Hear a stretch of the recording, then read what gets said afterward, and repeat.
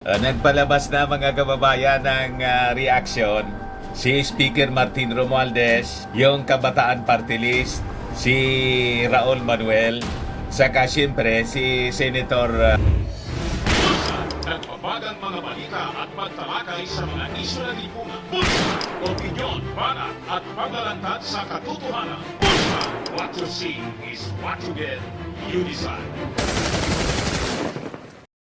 Risa Ontiveros doon sa pagkapraning ni Pastor Gibbs. Yung Palasyo Malacanang at Chinico, yung mga releases ng Presidential Communications Office, wala pong reaksyon. Ewan ko kung papatulan nila ang mga akusasyon, mga kababayan ni Pastor Gibbs, na yung Marcos administration nakikipagsabuatan sa Amerika, sa FBI, tapos sa CIA, para daw siya ay gorgorin. Ano niya, Mr. Maravillas, ang tingin mo? Papatulan ba si Gibbs ng ating Pangulong Bongbong Marcos? Hindi man po mapagpatol ang ating Pangulo. Iwan ko kung yung Palasyo Malacanang mag-react, pati si First Lady Lisa Marcos, na yung ating first couple, mga kababayan, tinawag ng aswang at mangkukulam, nagbobodo daw. Sa Palasyo Malacanang mismo ang sesyon, nag-aral ng bodo sa India at saka sa Africa daw, at kinukulam daw sila. Si Inday, si Digong, kinukulam ng ating Pangulong Bongbong Marcos at ni First Lady Lisa Marcos. Talaga na, Mr. Maravillas, parang kailangan na yung tulong ng mga taga Mandaluyong Hospital. Malamang mga kababayan, overdose na ito ng na tumira talaga ata, Mr. Maravillas, kasi parehas yung simptomas. Yung simptomas na pinapakita ni Maudigs, parehas ng kanyang spiritual advisor. At dito lang palaan niya titiklop itong mga matatapang sa pagpalabas ng Senado at ng Kongreso ng subpena. Iyon nga po, gusto ng maging martir. O ito yung sabi po ni Martin Romualdez, diversionary tactic man na lang anya yan. Sa amin naman po ni Raul Manuel, yung Kabataan Party List, I'm sure niya, hindi man siya niya tataplan kasi son of God siya.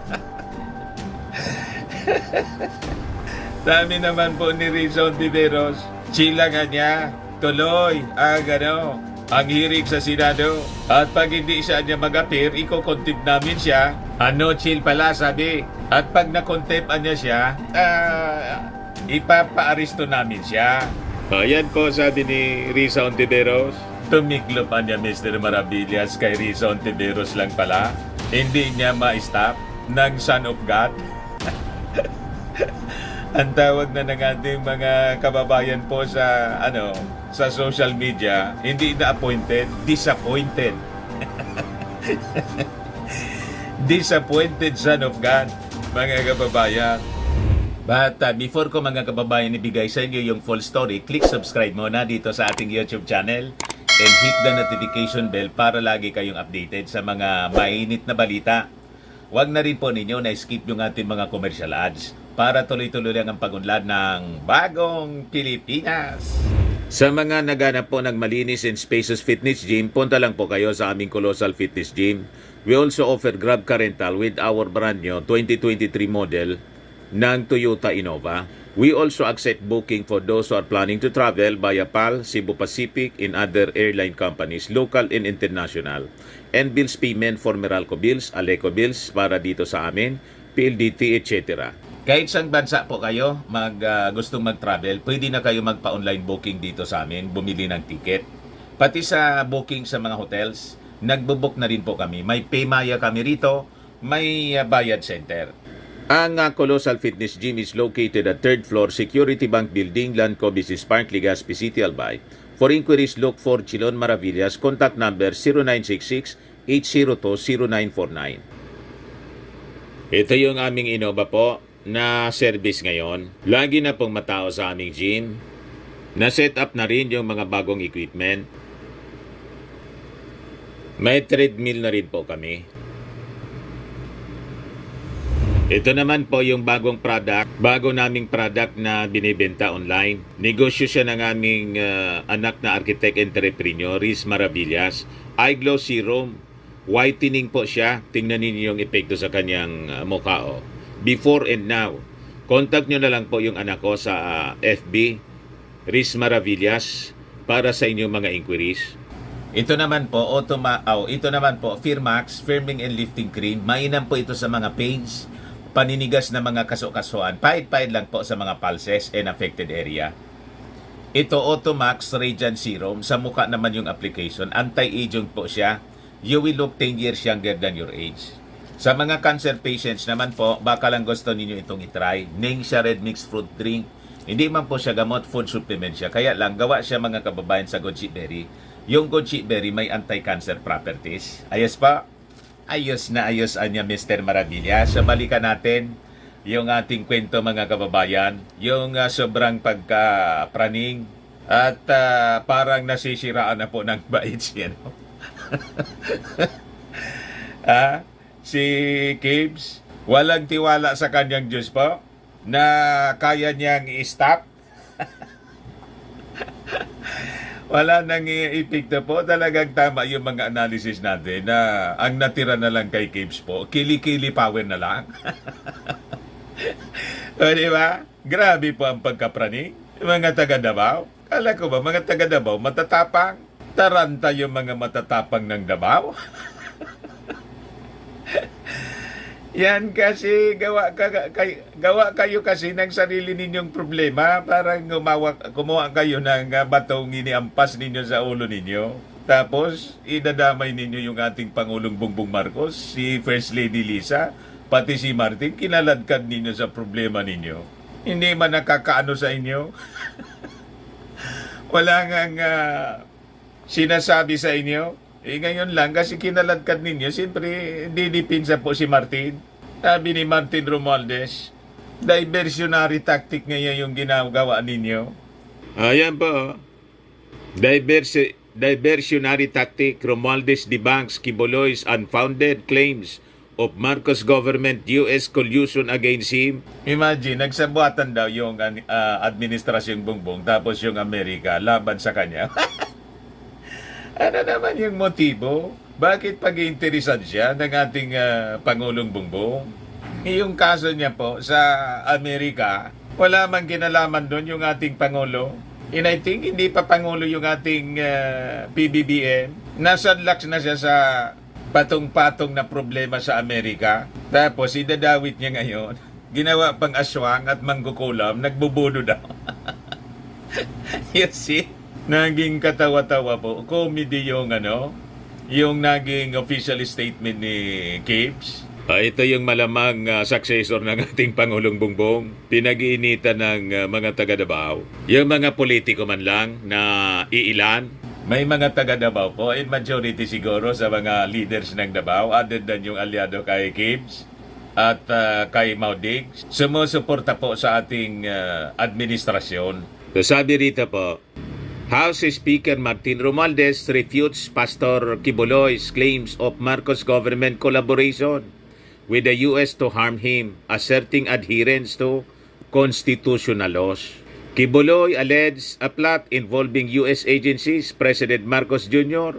and First Lady Lisa Marcos Araneta para daw sila dukutin or i-eliminate which Romualdez labels as diversionary from actual legal issues. Romualdez emphasizes commitment to upholding the rule of law, urging Quiboloy to address legal challenges through proper channels and emphasizing transparency and integrity in public service. Ganon po. Wala niyang basihan yung mga sinasabi ni Kibs. Kailangan na niya, harapin niya kung ano yung mga kinasadlakan niyang trouble. So sabi po ni Martin, while I understand the gravity of the accusations he faces on the international stage, specifically from the FBI, it is important to clarify that the Philippine government and its officials, including myself and President Ferdinand Marcos Jr. operate within the bounds of our constitutional laws, sabi po ng speaker. The claims anya of connivance with foreign entities for illicit activities are unfounded and divert attention from the serious legal matters at hand. Romualdez stressed that we are anya committed to upholding the rule of law and ensuring the safety and security of all individuals without exception. Kaya po, imbis na magtago si Gibbs, kailangan po lumitaw siya. Tama? Una, dito po sa ating mga authorities kasi may subpena na yung Congress para sagutin niya yung problema ng kanyang kumpanya, yung SMNI. O, di ba? Pangalawa, yung subpena naman ng Senado para sagutin niya yung mga alleged sexual abuses and exploitation at mga physical attacks against doon sa mga tao niya. At may lumitaw pa yung tungkol mga kababayan sa gun running, gun smuggling, na yung tumanggap daw ng mga armas yung mag-ama na Duterte. O yun na dapat ipaliwanag niya, di ba? Huwag palusot na kung ano-anong mga depensa, tapos tatahi-tahi ng mga kwento. Ginawa pang mangkukulam at aswang.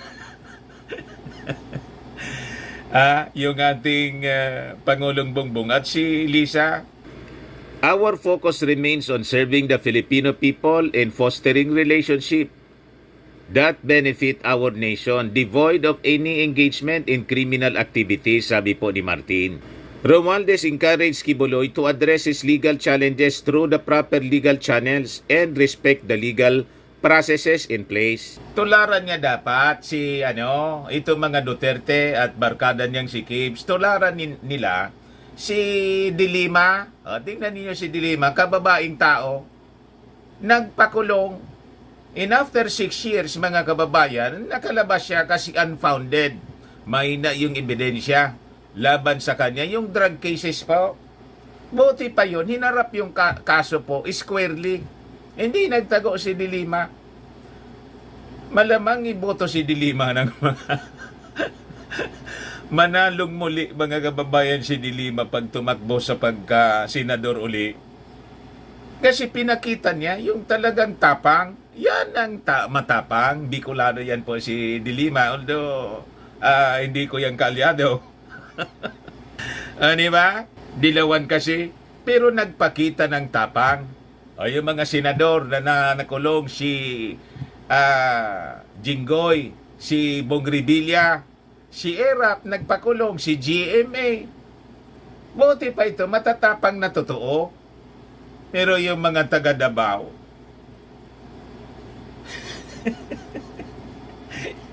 nasabi maisog leaders.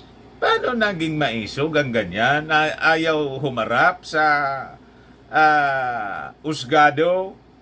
Sabi rito, as public servants, we are dedicated to transparency, integrity, and the welfare of our country. We remain steadfast in our duties and responsibilities to the Filipino people and will not be swayed by baseless accusations anya. We advise the public to remain discerning of information and trust in the processes that uphold justice, democracy in our nation, sabi po ni Romualdez. Yan po ang tama, mga kababayan. So, tingnan ninyo ang ating Pangulong Bongbong Marcos.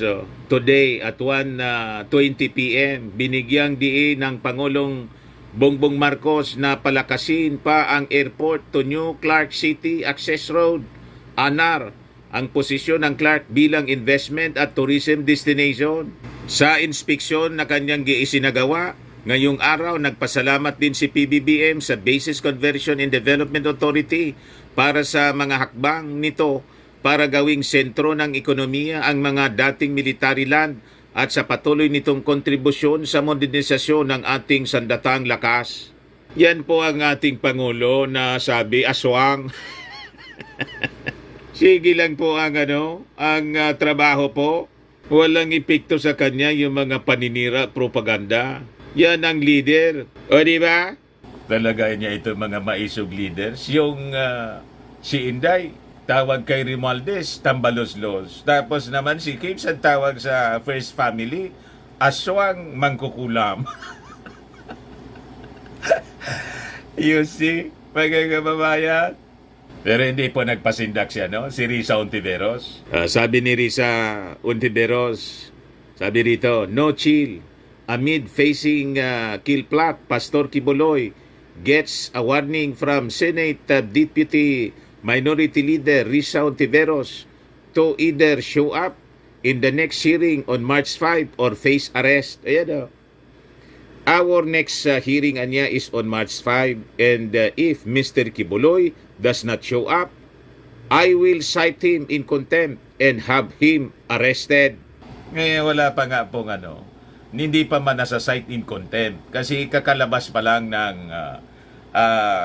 subpena po. Nagtago na agad si Senado pa man lang yan at saka yung Kongreso. Tapos ahamunin niya, i-file niya ninyo sa court. Wala nga sa court, nasa Senado man lang at saka sa Congress. Yung investigasyon, nagtatago na kayo, isa court pa. O, di ba?